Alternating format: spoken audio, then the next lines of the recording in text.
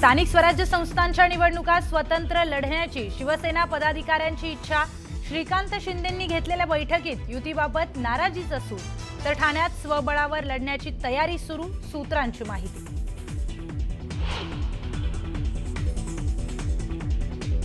नगरपालिका जिल्हा परिषद निवडणुकीतही मुंडे भाऊ बहीण एकत्र येणार। पंकजा ताईंबरोबर एकदा चर्चा झाली, अंतिम चर्चा बाकी, धनंजय मुंडेंची माहिती।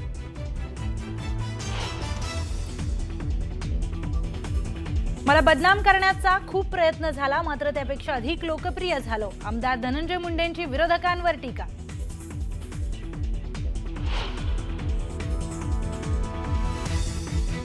आत्महत्या करण्यापेक्षा आमदाराला कापून टाका, शेतकरी परिषदेमध्ये बच्चू कडूंचं वादग्रस्त विधान, तर आमदाराच्या घरासमोर लघुशंका करण्याचं विधान केल्यानं नवा वाद।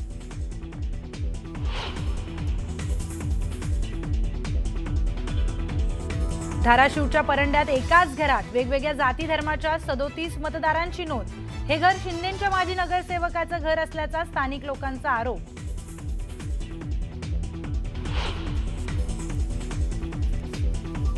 जतमधील राजाराम बापू पाटील साखर कारखान्याचा यंदा धुराडा पेटू देणार नाही, गोपीचंद पडळकरांचा जयंत पाटलांना इशारा। कारखाना ढापण्यात आल्याचा पडळकरांचा दावा।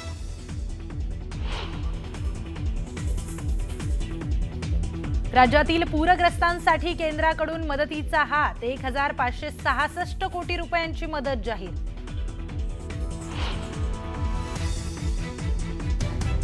नागपूरमधील कचऱ्याच्या प्रश्नावरून महापालिकेमध्ये काँग्रेसचं आंदोलन। आज आयुक्तांनी निर्णय न घेतल्यास आयुक्तांच्या घरात कचरा टाकू, आमदार विकास ठाकरेंचा इशारा।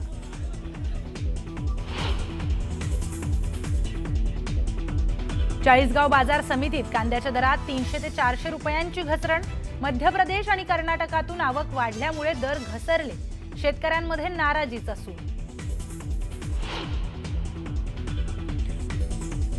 आणि पंतप्रधान नरेंद्र मोदींची नौदलाच्या जवानांसोबत दिवाळी। गोव्यामध्ये INS विक्रांतवर जवानांना मार्गदर्शन करत दिल्या शुभेच्छा।